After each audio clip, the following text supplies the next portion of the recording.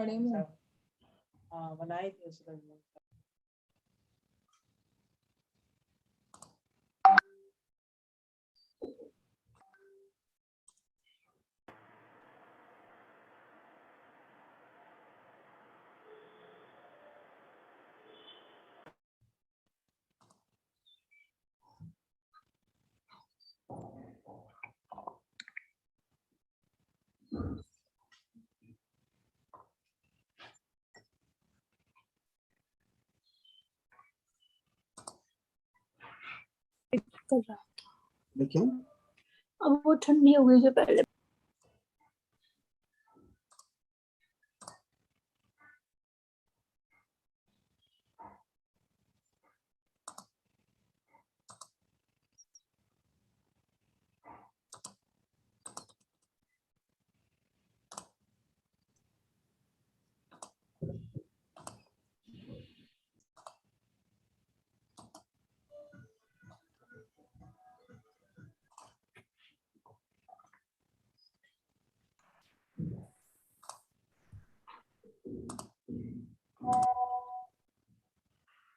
તમે આ કાલે આવો એટલે સવારે ફોન કરજો પછી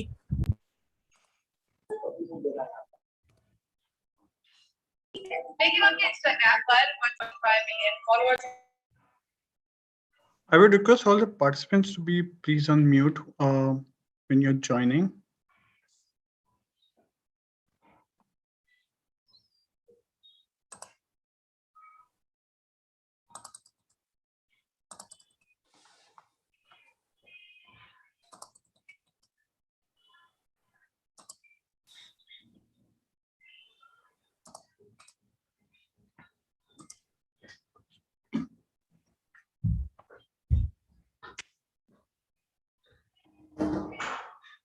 What's up? I know.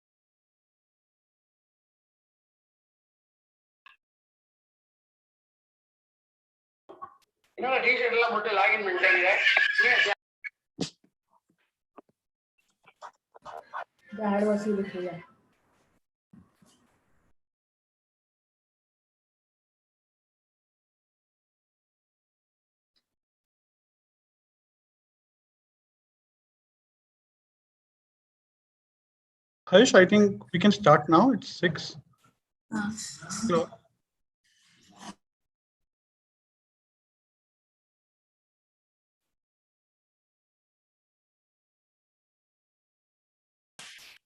Yeah, I think we'll just wait for a couple of minutes.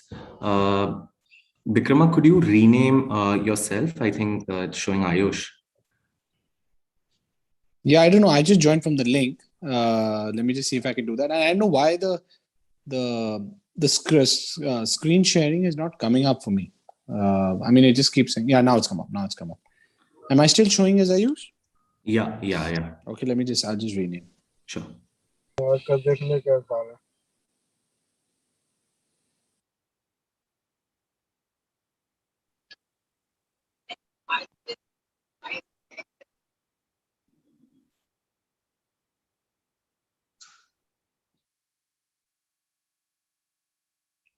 Am I visible? I don't know why it's not showing me my video coming on. Yeah, We can see you. Yes. Okay, great. Okay, awesome. Okay, great. Thank you.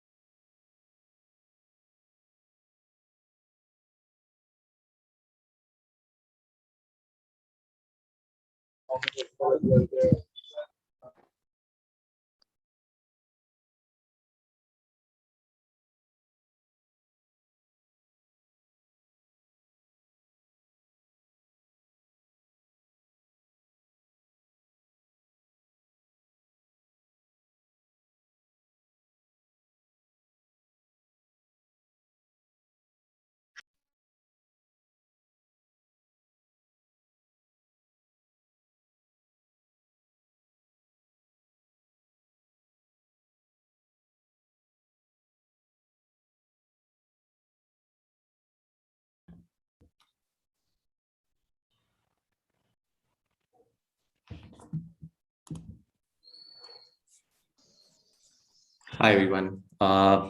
Sorry, so just about to start. I think all of you see a question for yourselves on the screen. It'd be great if you could answer that on the chat box.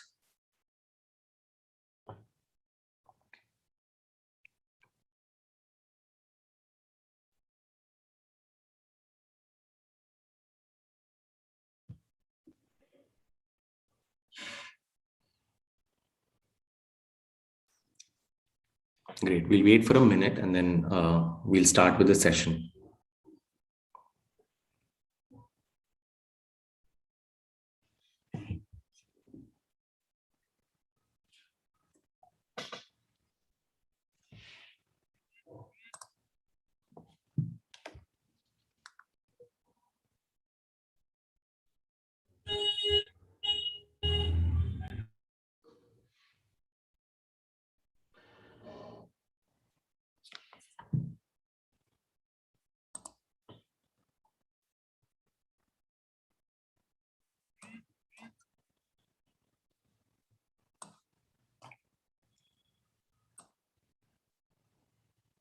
Great. Thanks so much. Thank you everyone for your response. Quickly moving on to the session. So before we start, I just want to lay out some of the norms for this webinar. So would request all of you to kindly be on mute while the presentation is going, just to avoid any sort of interruption for the presenter or anybody else who's asking questions. Also, feel free to type in your questions and doubts on the chat box. We will try our best to address most of those, and in the end we do have a Q&A session with all of our panelists where most of these questions or doubts will be we'll be able to resolve them. And moving on, Abhishek. Yeah, so just request all of you to sort of hide the non-video participants, right? So go on your video settings and do as instructed on the slide here. It'll just help you to see the speakers on your screen.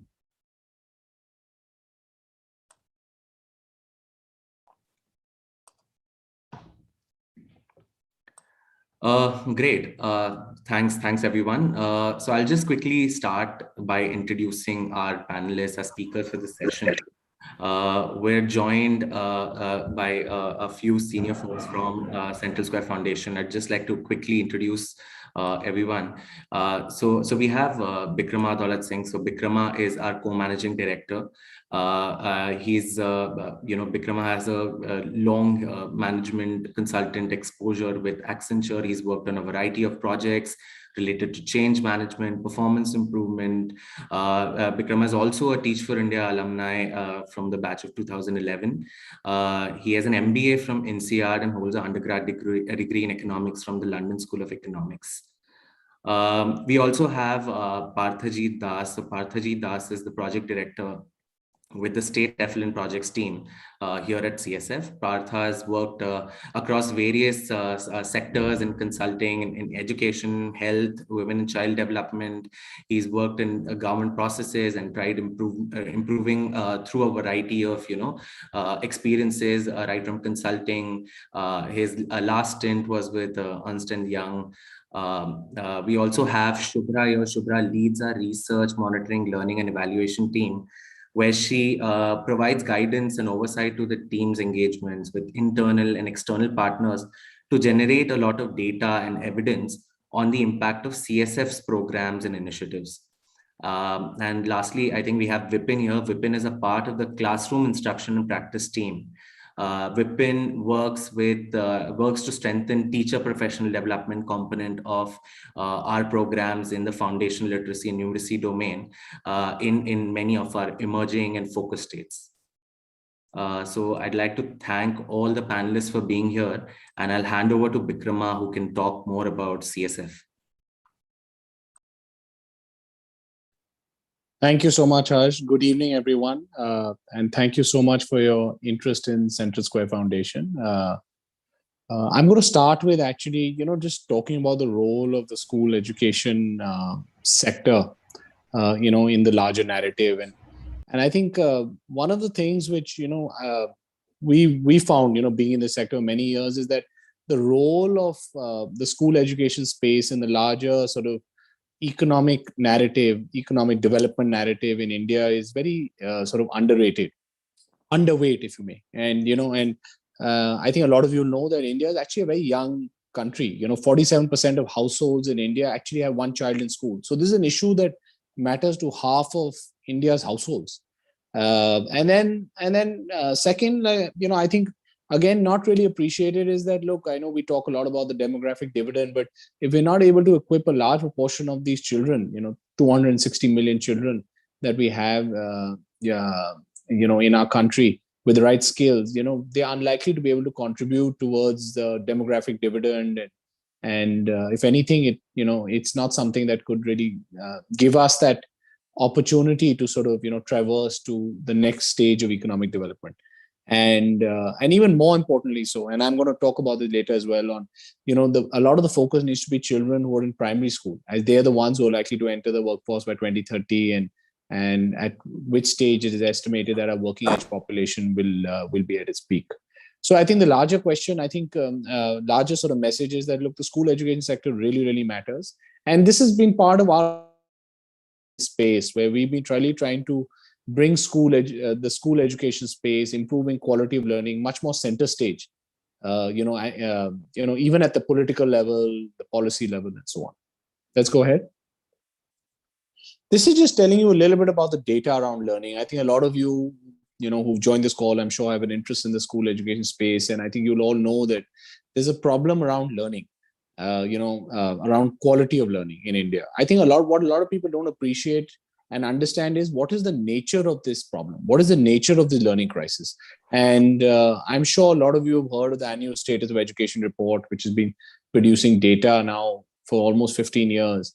And if you look at, some of the indicators, in that, I know the most quoted indicator is usually the percentage of children in grade 5 that can read a grade 2 text. But I think a more interesting one, more telling indicator is the percentage of students who can sort of read a grade 2 text at the end of grade 3. And similarly, the students at the end of grade 3, percentage of students at grade 3 who can do simple mathematics. And you'll see that, look, it's, less than a quarter of students actually at the end of grade 3 are being able to read grade 2 text. So, and which just tells you that a lot of these children, and similarly in maths, it's 20%. So a lot of these children fall behind very early. And if you look at the chart on the right, which is a sort of a global indicator, it was produced by the World Bank, and it's called learning poverty. I think they did it for exactly the reasons I was trying to talk about in the last slide, where the World Bank was trying to build more salience around the problems around learning, and that it's a poverty of a different type. Poverty obviously rightly so has a lot of salience and, a lot of policy focus. But similarly, education poverty, learning poverty is as important. And if you see where India is, and this is based on the government data, and that's why if you see it's a little bit lower than the ASER data. But even on the government data, it says that 55% of children in India suffer from learning poverty. And what that means is that at age 10, what are the percentage of children that cannot read with comprehension and do basic numeracy?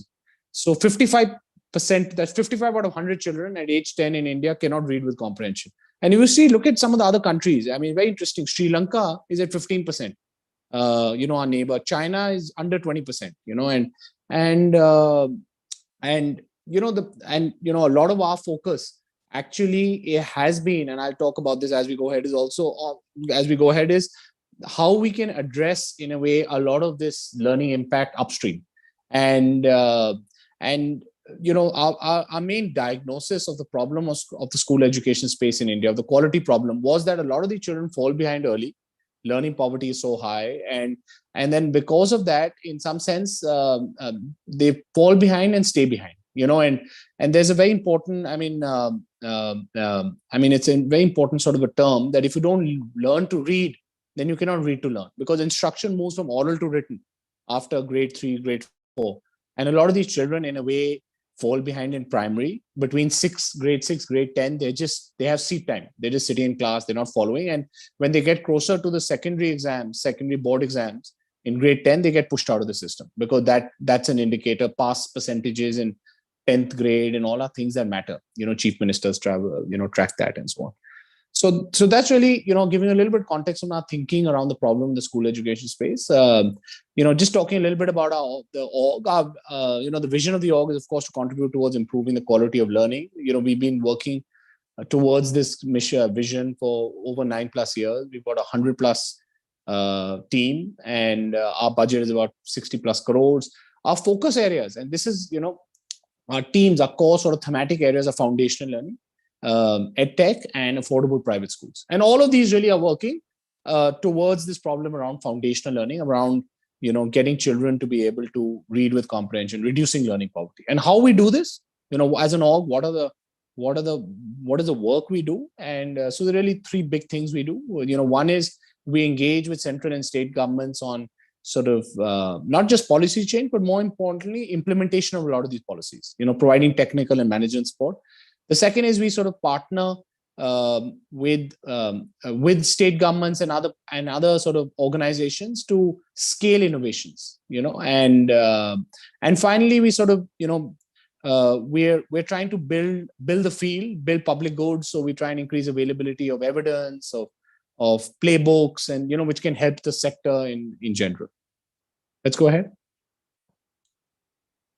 this is a little bit about our values. CSF is a very entrepreneurial org. It was set up, it was founded by Ashish Dhawan. I'm sure a lot of you have read about him. He's he's been an entrepreneur in the private sector, and then he sort of committed himself to his second career in philanthropy. And he's founded a series of institutions, including Ashoka University and CSF and many other organizations. So he brings a lot of sort of entrepreneurial sort of culture at CSF. And I think we sort of pride ourselves that we're not, and we're not a usual sort of development org. And I don't say it to be, to demean other organizations in this specter, but I think we try and bring in sort of, new mindsets and new skills, so we try and be, very action oriented. Our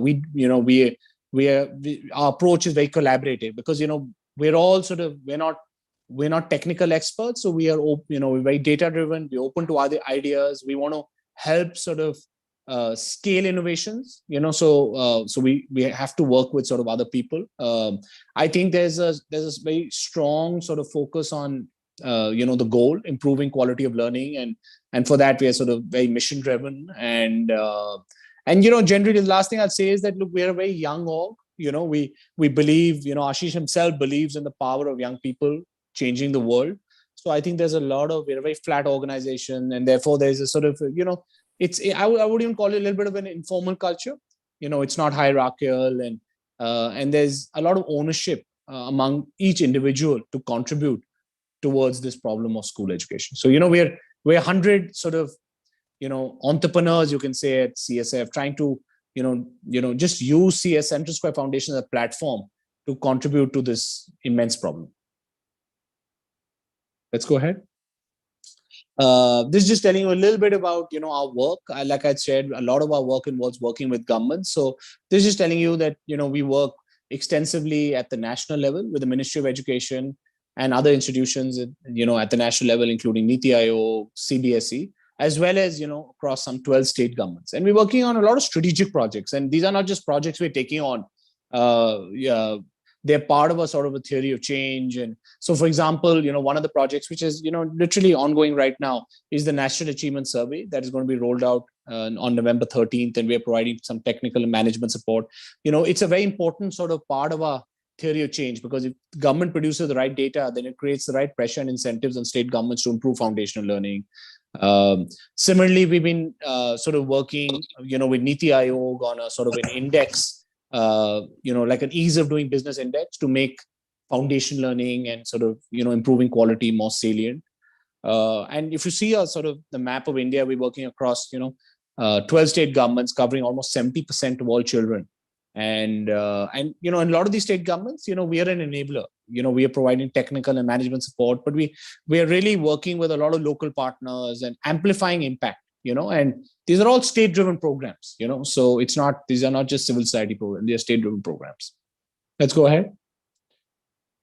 This is just talking about who are our partners, who do we work with. So one of our core partners is the Bill and Melinda Gates Foundation, and I think they've sort of helped us, really build the capacity of the institution. They're the largest foundation in the world, and they worked on a variety of issues, around development in India, but of course globally as well.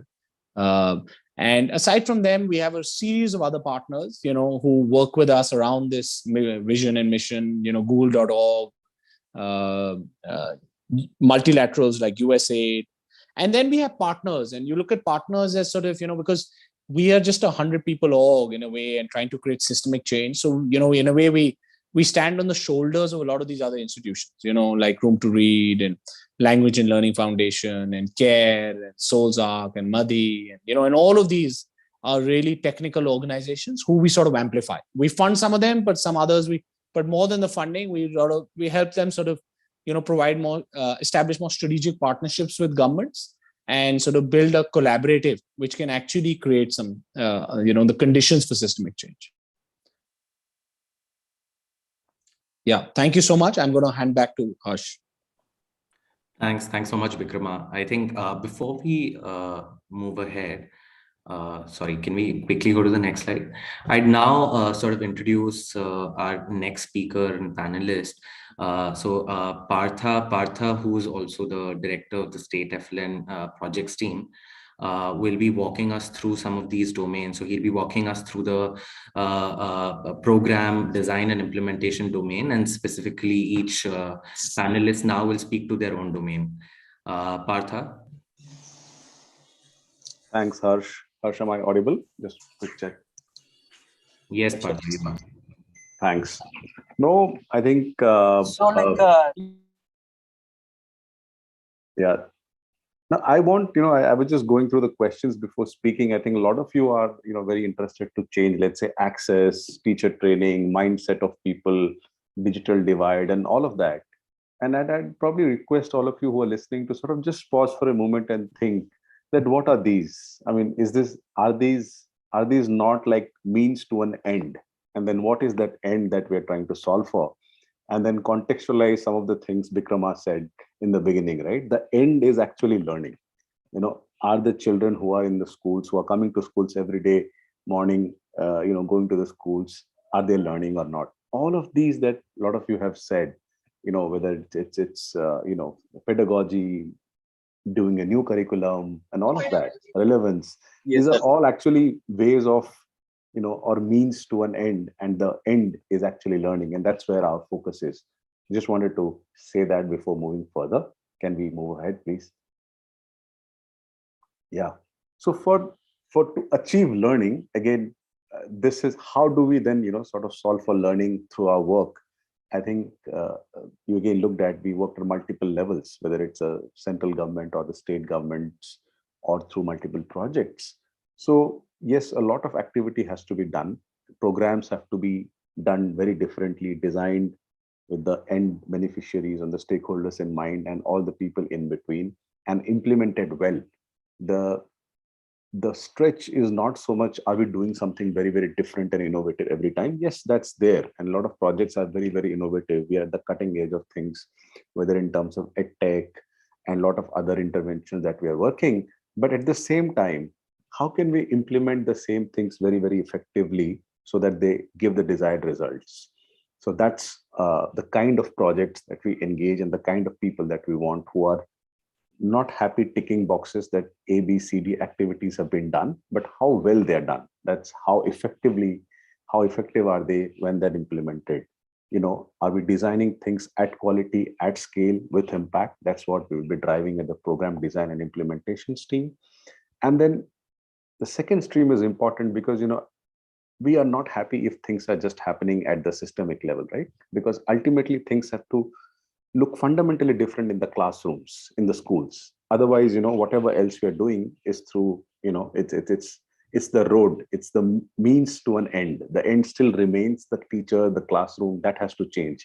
That's why the second kind of people that we have in organizations and we still are looking for are the people who have expertise in those areas: curriculum, classroom, teaching, learning practices, teaching, learning materials, people who can work around that, assessments and those kind of thinking. And finally, we want to be smart about what we're doing. We want to be course correcting as soon as we can. We want to check, are we taking the right kind of choices? Do we need to do something else? Do we need to speed and, fasten up our pace somewhere? So we want to be constantly monitoring and evaluating our own actions at the same time at the system actions, right? As we said, we're doing a lot of things, but ultimately if it's not translating into learning, let's say whether measured through the National Achievement Survey, which you just heard about, then we are probably not doing ours. Then we need to do something differently, right? That's why the third set of people that we will be looking for is the people who with deep expertise in monitoring, evaluation. So that's just to lay out the kind of roles that we will be looking to. I'll take a couple of minutes to talk about the first one, which I spend a lot of my time upon, is the program design and implementation. So yes, as I said, so two kind of things. Some of the projects could be very, very new, but at the same time, from ideation to implementation, there is a lot of journey that needs to happen. So how do we, translate ideas into action is what we will be working upon sometimes. Sometimes it would be doing the same things, but doing it very differently, right? Whether it's a teacher training, or whether it is, ensuring that high quality teaching learning material are available to all children. The idea was can we do it effectively and differently, working through the system. And this is important to call out. our approach is a systems-led approach. We would not like to replicate what the government is doing or do it in parallel. The idea would be, can we work through the system and ensure that those things are done effectively while we sort of deliver or achieve for those results. So in this, we would be at this all the time ideating, designing things, thinking how to take this idea to action, at the same time gather data and generate insight. Okay, what needs to happen? How many people do I need to reach out? Who are the intermediaries? How do we scale it up? And all of that would be extremely critical. All the time conscious of the capacity of the people, the stakeholders, and the systems that you're working with. So we'll come back to some of these things as you have questions. I'll probably now move on further to our next speaker, which is back to Harsh.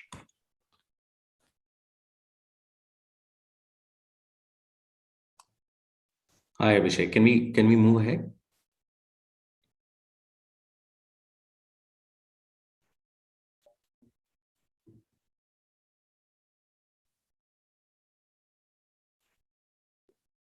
Yeah. So we have research, monitoring, and evaluation. I believe we have Shubhra to talk about that section specifically. Shubhra. Hi, good evening, everyone, and thanks, Harsh. So I think both Bikrama and Partha have laid a very good context on the work that the research and the M&E team at CSF do. And just kind of reiterating, right? Ultimately, what we care about through the work and the programs that we're doing is improving the learning outcomes of children for whom these programs have been designed. And really, the role of the research and M&E team, in some sense, is almost to see whether data and the evidence that we have from our programs is supporting that, right? So, what is it that we're learning about our programs? Are we going on track? Do we need to course correct? Are we making the impact and achieving the goals that we've set out for as part of our programs? We are a horizontal team, and so we work across our different programs and thematic areas, both on foundational literacy and numeracy, as well as on EdTech and the role of EdTech in improving learning outcomes, and provide other sort of research and M&E support to the teams that are there. And really, I think if I had to kind of put it down into the crux of what we do, a key part of the work that we do is on evaluations and saying for the programs that we have, and many of them are with state governments that we're doing, what is going to be the right evaluation approach? How do we best assess the impact that our program is having on improving learning outcomes? And how do we understand what has led to that change that we're seeing, right? And so it's about designing those evaluations, what their evaluation strategy and approach is, identifying partners and agencies to help execute those evaluations. So talking to evaluation agencies, talking to very researchers, people like Karthik Muralidharan, Abhijit Singh, who are, very reputed researchers, people in India like Tarun Jain, who's a professor at IIM Ahmedabad, right, as we're thinking about many of these pieces. The second is around monitoring, right? And Partha also talked about this, right? While we want to know ultimately if our programs are leading to changes in student learning outcome, but these, we'll get to know that much later. And truly, we want to ensure that through our programs, we are collecting timely data on program implementation, whether the program is getting implemented as it should be, whether we are on track in terms of whatever targets that we've set, and taking course correction and as needed as part of our programs. And it's, so working with our program teams, our state partners, in ensuring that the monitoring for the program is robust and it is generating good and timely data and information for us to know that we're doing what we're intending to do. The third we do is almost undertaking sort of more shorter research in-house, what we call our action research, which are much more quick and sort of quick studies that we do that can help both our program teams and our partners know certain things that we're doing. So these may not be full-scale evaluation studies, but just much more research studies. And finally, we also do come up with, we have some knowledge products that we come up with where we bring together research, both primary and secondary research and data analysis to help better understand what are the trends in the school education system, what are things that we're learning from it. Right. Um, I'll give a quick sort of, I think, use a problem of a specific project that we're currently working with in the team. It's a very exciting project. So Top Parent is one of our partners, and it's an app that was launched last year. It's a one-stop solution meant for parents and for children in the age group of 3 to 8 years. With the goal of providing parents information that they can use to support and enable their children's growth and development, both academic as well as non-academic, and also has a lot of learning content for children around literacy and numeracy. And like many other edtech solutions and edtech apps, one of the challenges that they've been sort of facing is how do you ensure that people who download the app and start using the app, continue to use the app over a 6 month to a 1 year period? What are the kinds of strategies they can deploy to increase the usage and retention by people? And so what we've done in collaboration with the Top Parent team is, design a study to test how different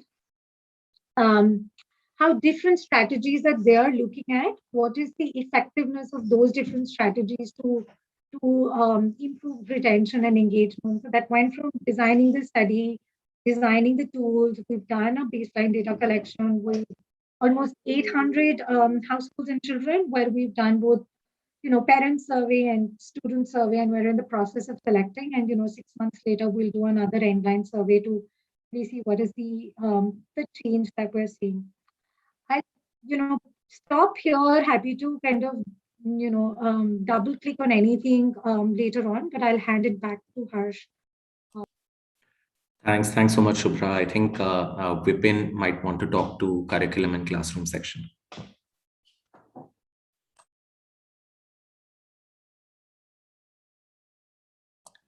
Hi, Vipin. Yeah. Hi, everyone. Good evening. So I won't actually speak a lot about what CSF and as an org do. I think all the speakers before have built a very strong foundation and explained it really well about what we are trying to change. The end goal being that we really want to improve student learning outcomes in public schools across India. I work as a part of curriculum and classroom instruction practice team in CSF, and the main task that we work towards is ensuring that whatever goes in a classroom and the processes that are followed in a classroom are effective to ensure that a child learns. And this has different domains that come under it. So the areas on which we work in include that we work with our technical partners in different states, and Bikrama had mentioned our technical partners earlier. We work with them to ensure that the instructional design that is being followed is robust, it's backed by evidence, is something that we know will create impact on the ground. We also ensure that the teaching and learning material that goes into a classroom is of a good quality. So we have quality benchmarks against which we work with a partner, review the content, ensure that we keep ourselves updated of what has worked in similar settings, not just in India and around the world, and take those solutions to different states in India and give a context-specific teaching and learning material, ensuring that a teacher and a student feels well supported in a classroom. Another important challenge that we have dealt with in the last 2 years has been education during COVID, right? Where the role of a student and the role of a teacher and role of so many around them actually changed. So we have actually been doing a lot of research on what are best practices that were followed around the globe, but ensuring that a child learns as much as they can to the best capacity and capability. And how can we as a system, education system, when we say we, I obviously mean the education system here, how can the education system best support that child?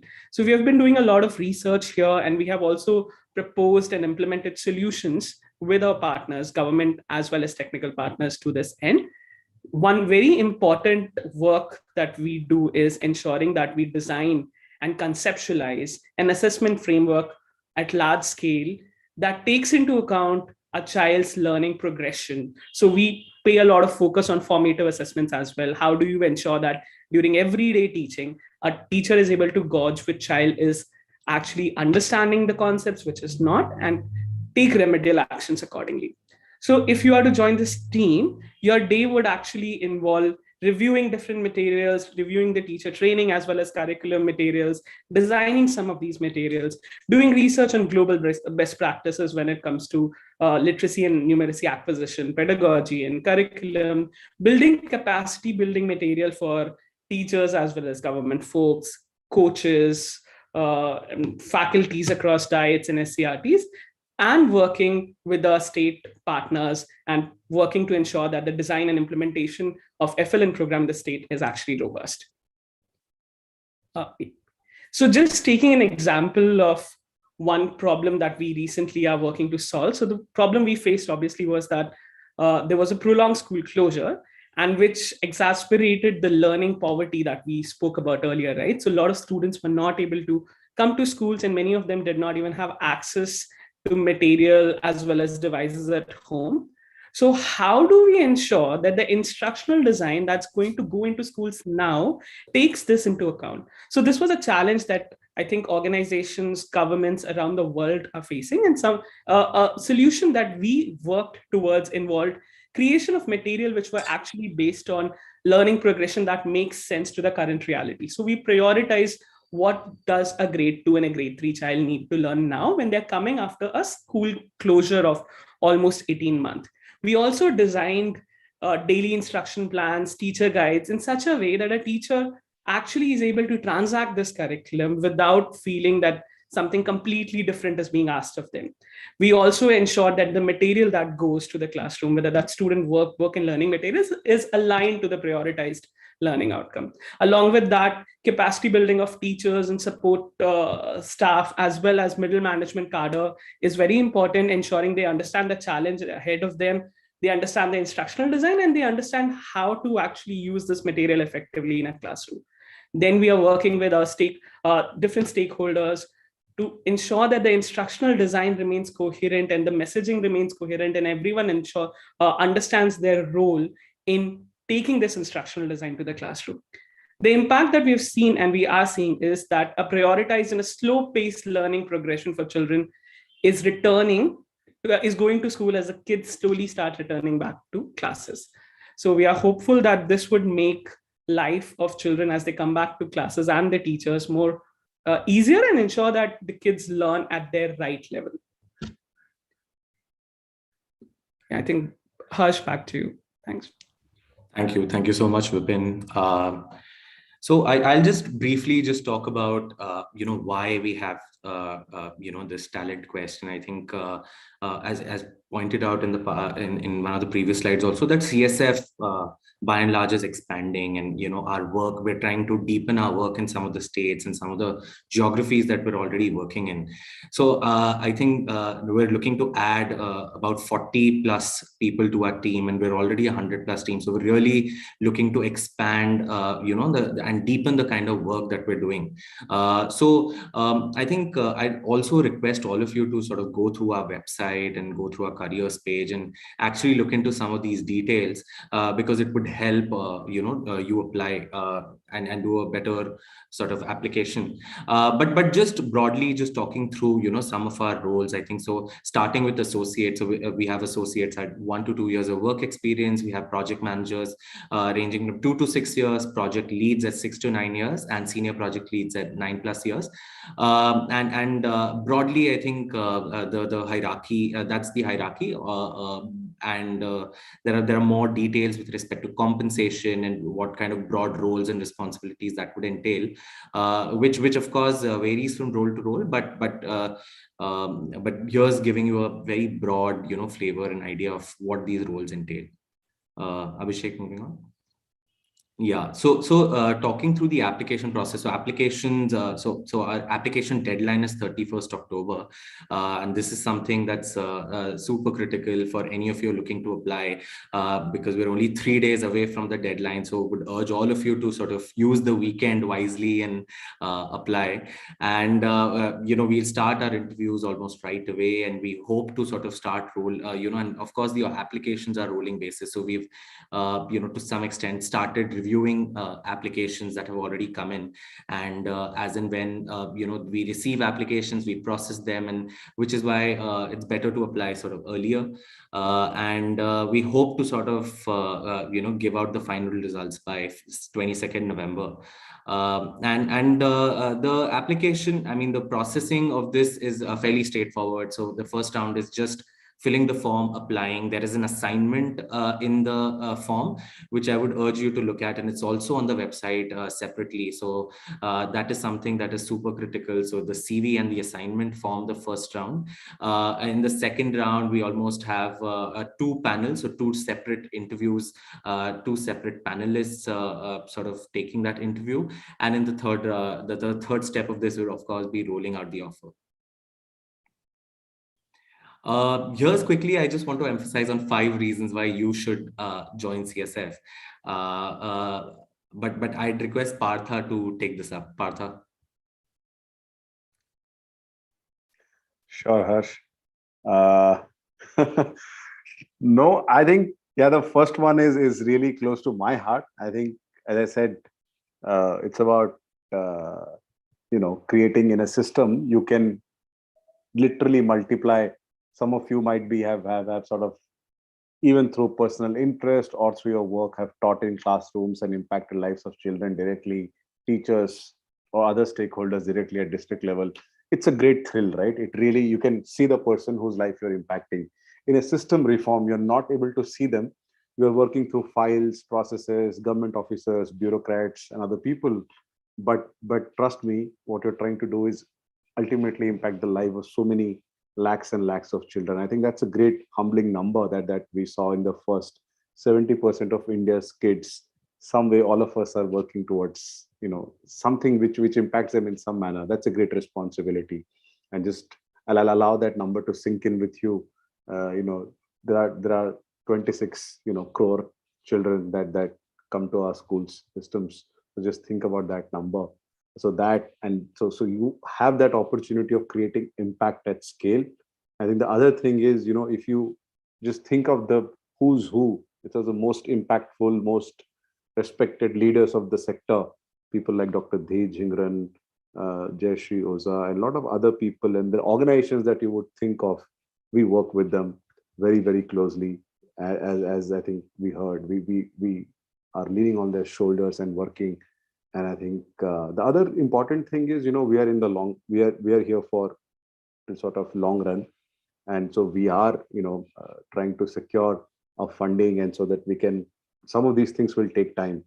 If we've, after so many years of education reforms, we still have learning poverty, we can't wish it away in the next 3 to 5 years. It will take time. And I think, as I said, and the final part is the world-class team. I really believe in that, having worked across multiple consulting organizations, top consulting organizations. I said Bikram is there as well, and a lot of us, we truly believe in that. That's what really motivates us to come up every day and do our work and have a great time doing that, with all of the colleagues like Harsh, Shubhra, and others you heard. Vipin. So that's really it. Back to you, Harsh. Thanks so much, Partha. I think now that we have 15 odd minutes, we're happy to take any questions that any of you might have. But before we start, I think I just want to call out a couple of questions we've received on YouTube Live. So I think one of the questions is, Partha, for you, is how is program design different from program planning? Okay, that's a good question. Though deeply interrelated, let me try and explain through an analogy. All of you have organized an event, or let's say a college, right? And college fest or something to that extent, right? When you sit down and discuss or come up with a design, a schedule, okay, we will call so and so performers. These will be the sequence of events and everything, right? That's a design. And you can design it poorly or you can design it very well. It'll have an impact, right? But you haven't started planning. Planning is when you start really detailing out, okay, will it take 2 days or will it be a 3-day event, college fest, and that kind of thinking? And then where will we get the budget? Who calls what, when, what are the timelines? So that's where it gets to the designing, right? And I mean, so the planning phase, from design to planning, and then subsequently it gets on to implementation stage. And ultimately the cheers and the joy you hear in a college fest is what, is a good implementation would look like. I hope that sort of gives a good analogy to answer that question. Right. We have one more question from Pooja. Pooja asks, what kind of schools do you do action research in? Maybe I think Shubhra can take that up. Thanks, Harsh. I was just typing that in the chat box. So Pooja, our action research is very closely linked to the programs that we're running on ground. So these are going to be either in government schools, typically government schools, where we would be doing that. In cases where, say, some of our partners are working in communities, for instance, we did a study with one of our partners, Sarthi, during COVID last year, and they have a community-based model. So that research, again, our target population was, Sarthi's community, in the communities that Sarthi is working in. So hopefully that answers your question.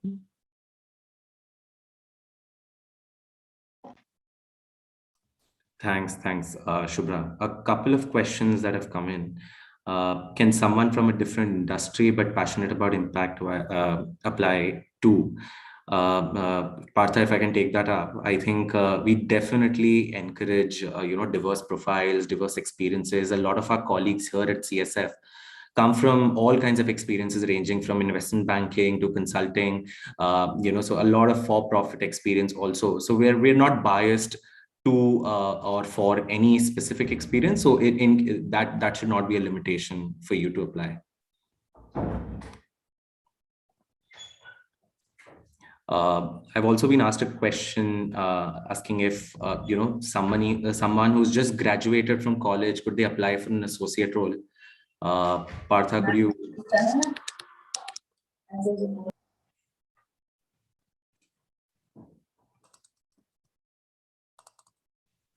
Sorry. So yeah.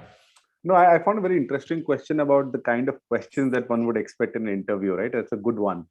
And I think, I think one was obviously I hope that, you're listening carefully to Shubhra, Vipin and me and others to what kind of things that the role entails, right? And that's the kind of, I think that useful that they brought out some case studies. So those skill sets, mindsets, and obviously, more than the knowledge, knowledge, that's why I think coming back to what Harsh was saying, sectoral knowledge, might be useful, but, it's not definitely a mandatory thing. But what we would like to see is, are you able to apply your learning and your experiences from one sector to the other? I think that's of critical importance, let's say, for functional roles like M&E that Shubhra leads. I mean, it's extremely important. Are you able to, relate take learnings from one sector and apply to the others? And I think those are the kind of things we'll be looking for. Some of the other things we would look for, by and large, irrespective of which teams are you part of, is are you able to think at scale? Are you able to think of impact? Are you able to do, do you have an attention to detail? And and most obvious thing is for us is, do you have an action, bias towards action? That's I think very, very fundamental to us. Are you resourceful? Are you going to figure out the answers, and keep trying at the answers yourself? Or, you're going to wait and watch? I think those are important things that we check multiple ways, one of them being the case studies and sort of assignments that you have. That's very important. Do apply yourselves well, and your interviews will be picked up for discussions.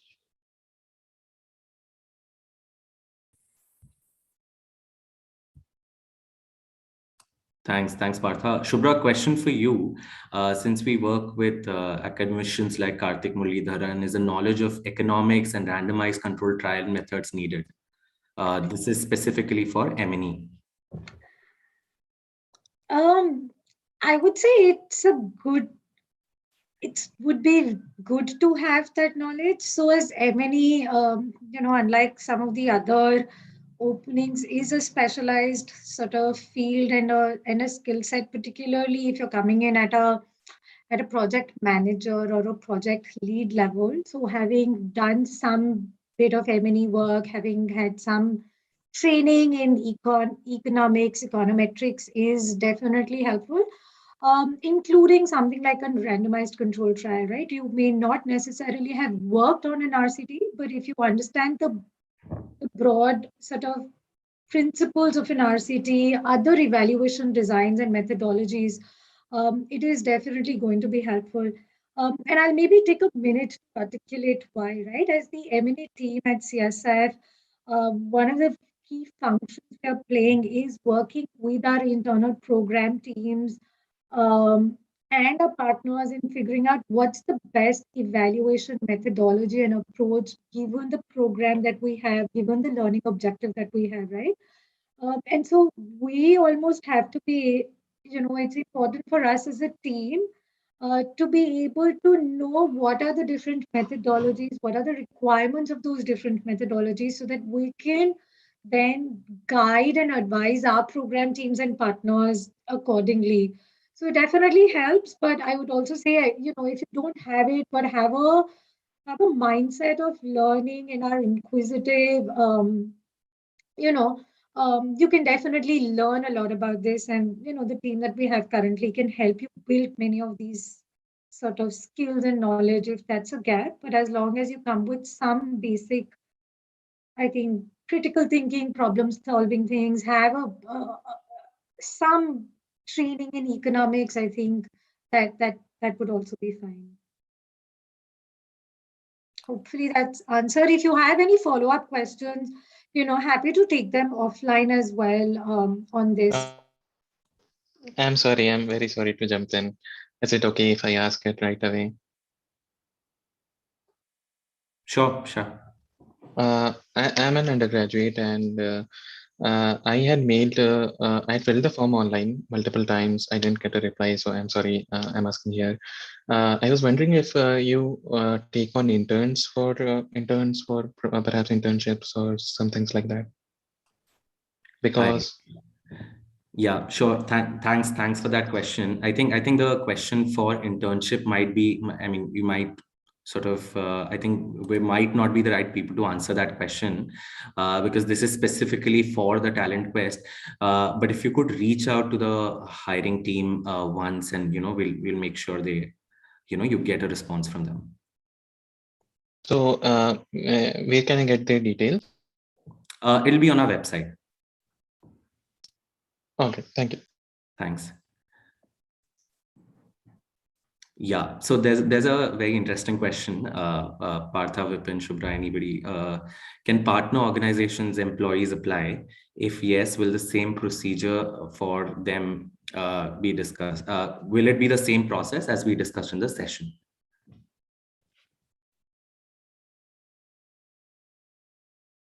No, I mean, process will be the same. I think, it's up to you. If you feel, you're doing quite interesting work and, maybe want to work. And I mean, people keep, moving across organizations. I think one can't say anything about that. But clearly the process will be the same. And that's, just to be fair to everybody, the same process that Harsh outlined. Thanks, Partha.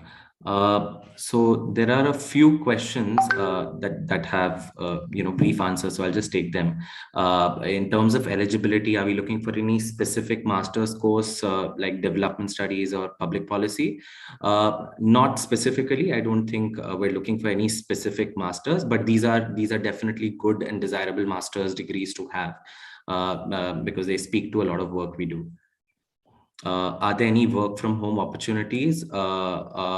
Amtul, I'm sorry, I don't think we have any specific work from home, role as such in our hiring quest, talent quest. So possibly not for now. What does career progression within the firm look like? Can we switch between teams? Shubhra, do you want to take that? Sure. I think Harsh, we can both respond to this. I'd say from experience, and would also request Harsh to chime in over here. Uh, Honestly, if you're somebody who's high performing, the organization, right from whether you're at the entry level, which is a project associate or a project manager, irrespective of what level you are, you're given a lot of ownership and a lot of responsibility. The more formal career progression that we have at the organization is you right, like freshers come in as project associates. Project managers are typically people with a master's, I think, and 2 to 4 to 5 years of experience. We then have project leads, which are from about 6 to 9 years of experience. Senior project leads, which are about 9+ years of experience, and then each of the teams are headed by either a director or an associate director. So, say Partha is a director, and then the different teams report into one of the co-managing directors. We're a fairly flat organization. And yeah, I think there are lots of cases and instances where, employees have changed teams and have expanded. So I've been with CSI for about a little less than 3 years. I originally started with a strategic partnerships team that works a lot with both the sector and the state governments, and just around, building partnerships, starting new engagements and partnerships, advising them on certain policy aspects. And then, towards the end of last year, I actually moved to lead the research in the M&E team and practice here at CSF. And like me, there are several other team members and colleagues who've switched teams. I'll have Harsh also talk about it since he's also moved teams at CSF. So yeah, those opportunities are there. And we're a growing organization, right? And so there's a lot of work. And so I think those opportunities to kind of expand both in the team that you are in as well as in a different team are there for many of us. Harsh? Thanks so much, Shubhra. Yeah, I'll just briefly also talk about my experience. So I interned at CSF. I was a Teach for India fellow back in Mumbai from 2017 to 19. And I interned in CSF in 2018. I was here for about 2 months. And then I came back. I joined full time. I joined the government projects team here, where we work with a lot of the central agencies, so the Ministry of Education, CBSE, to run and implement a lot of key initiatives, as a part of the NEP. But now I think it's only been less than a month. I'd say I'd moved to another team where I moved to the strategy team here within CSF. So there's definitely a lot of place and scope, and in fact, it's encouraged even to sort of experience and expand your thinking and your expand your experience within CSF, because there's a lot to do. I mean, moving from one team to another could in effect change a lot of the nature of the work you do, even within the same project. So I think that's a very that's a great learning exposure and experience, and I can see how my role in the past looks very, very different now that I'm in this new role. So yeah, that's definitely a great there's definitely scope for moving teams. If I can pick up one question which I think extremely relevant and for most of the people, and maybe Harsh, you or somebody else can answer, I think, is that they're asking if they can apply for more than one role. I think might be playing in mind of many people.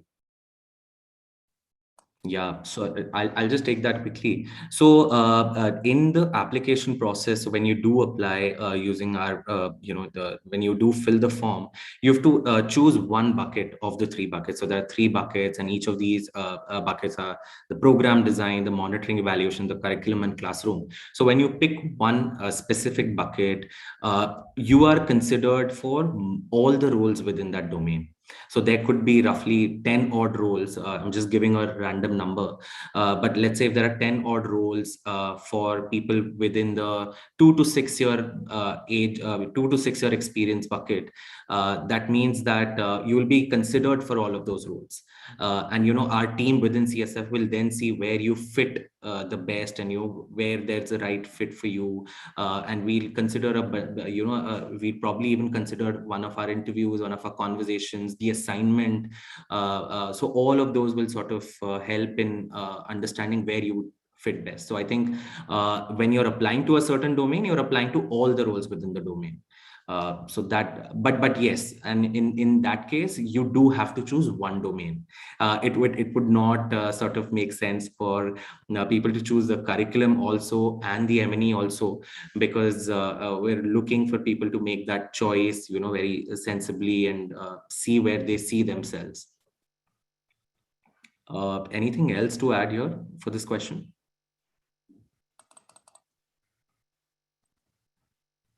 Sorry, just one question I see. Yamini, does a 2-year fellowship is considered as WorkX? Yes, we do consider, let's say, a Teach for India, Gandhi Fellowship. All of these fellowship experiences are considered full-time work experiences. Yes. Harsh, maybe two things to clarify. I think one question is, if somebody is not from an education background, then are they at a disadvantage in terms of the application process and the hiring process, is a question that I see. And then the other is, I know you talked about somebody who's applied for a domain, they are considered for all of the openings within that domain. But if someone's applied, say, in the research M&E domain or CIP domain, but we feel they may be better suited for the program design and implementation, we should be able to make that call internally, right? I mean, just checking on that. Yes. Yes. Also taking one more question, I think Vipin, if you could answer this, do you expect responsibilities in your position to change in 1 or 2 years? So honestly, I think the JDs, as far as I know, are quite comprehensive. So they give you a very good idea of exactly what the work you'll be doing. And over the next 1 to 2 years, mostly you'll be engaging in it. But at times it does happen that work comes that's relevant to the goal that you want to achieve, and you do want to contribute towards that. However, what I can share from my own experience of being with CSF for almost 2 years now is that it's all going to be related to the outcome that we're chasing, right? So if you're working in a particular domain and there's a kind of impact that you want to do, it won't be outside. Any work that you do won't be outside the scope of the outcome that we are chasing. I hope that clarifies. Thanks, Vipin. I think there's a clarification for that we need, whether we're open to students who are graduating masters in 2022 and maybe a couple of undergrad students also.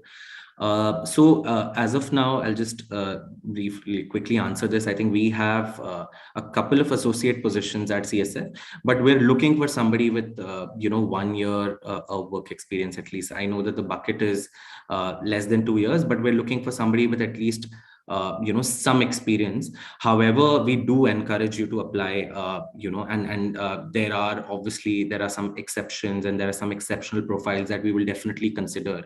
But the barrier for let's say application in the process was set at 1 year, a minimum of 1 year experience. So just a time check, I think we're 4 minutes over. So maybe we'll take maybe 1 or 2 questions and then we'll drop off. Partha, maybe if you can talk a little bit about geography. I think there were a couple of doubts on where people are working, and which states, etc. Okay, no, let me take that up. So, I think in terms of our own office, we are obviously based in Delhi, as you guys would have figured out. But we do have, presence in terms of where we work out of the state government offices whether it's the education department, SCRT, or the Samagra Shiksha office in these states, of the 11 states that you talked about, 12 states that you saw on the map. So I think, one has to check for these roles where they are based. I think, each of them would potentially land, but it will be in some of these states, not necessarily all of those, but most of the roles I can fairly say are based in Delhi, and there are obviously some state-based roles in Patna, Ranchi, and so on, I think. But it would be, if at all in the states, they will be in the state capitals for sure. Is that what I can say, right?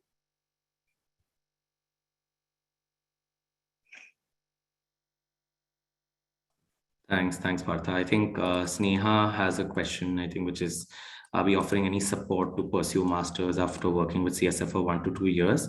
I know that a lot of CSF alums have gone on to do masters at some of the best universities in the world, but there is no explicit, I would say, support. We definitely encourage people to apply on their own, and we support them with but there's no explicit sort of support, whereas we don't ideally would want people to stay and actually work with us for longer. So I'm not sure, Sneha, how to answer that question, but that's a interesting question to ask. Shubhra, I think there's a question for you, and I think post this we can drop off. I think somebody wants to reach to you offline. Sanjeev, if you could take that question, would be helpful. Yeah, I think the other question of importance, Harsh, is, people are asking how soon are we supposed to join? I think that's a useful one, which again, so I think, some of these positions, frankly, we could have hired immediately and get you started if possible, but we'll run the process and, see how soon where. So mostly, so these are all active positions. We would like to fill them and get them started as soon as possible. Obviously, post the recruitment process gets over, we'll figure out, some of you are working and what's the notice period and so on, and obviously work that out, I think. Yeah, I think there's also some question on notice period. So I think definitely that would depend from candidate to candidate. I mean, so there's just one quick clarification I'll make. I know that the process for this hiring and for the Talent Quest is fairly straightforward and very, but there are, let's say, of course, a lot of candidate by candidate experiences that we will sort of take into account. And of course, there are a lot of questions that all of you have pertaining to your specific profile. And of course, once you do apply and you do sort of make it to the first panel, we will have all of these questions, right? We will have these conversations with you, and we see, what will be the best way to go about it. Great. Sorry, Varun. So which states are the senior project lead positions based out of? Partha, if you want to take that question, maybe. I think it's we'll have to look at the exact role. I mean, so maybe, Varun, we can, if you can sort of point to me one, we can, but I think it's based on that particular role, right? So it isn't, but like I said, mostly starting from Delhi itself. Sure. I think we're over time. Thanks so much, Partha, Vipin, Shubhra. Thanks, Bikrama. And thank you everyone for joining. I'm sure a lot of you have more questions to ask, and we'd encourage you to sort of reach out to us either through email or reach out to some of these some of our panelists, or feel free to reach out to us on LinkedIn if you want to. But mostly I'd encourage you to apply, and our deadlines are on 31st of October, so we're only 3 days away. And I hope all of you are utilizing your weekends well to sort of work on the assignment, and really look forward to seeing some of you in